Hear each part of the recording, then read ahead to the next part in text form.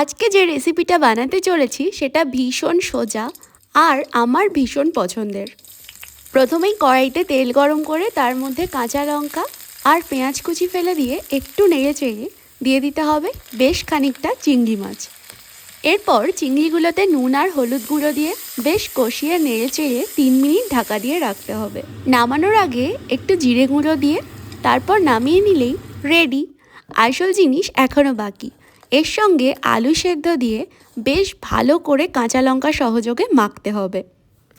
দেখো, জিনিসটা শুনতে বেশ আটপৌরে আর ঘরোয়া রান্না বলে মনে হচ্ছে, কিন্তু যদি এটা একবার টেস্ট করে দেখো বুঝতে পারবে বিশাল শক্ত শক্ত রান্নার ঠাকুরদা এটা।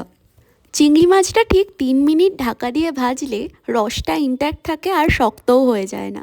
তারপর আলুর সঙ্গে মিশে কী যে অপূর্ব ফিউশন তৈরি করে, সঙ্গে কাঁচা লঙ্কার সুবাস। চিংড়ি মাছ দিয়ে অনেক কিছু রান্না করা যায়, অনেক ঘোঁট পাকানো রেসিপিও আছে, তবে একদম ঘরোয়াভাবে আর অল্প সময়ে এই রেসিপিটার কিন্তু কোনো জুড়ি নেই। Just make it once at home.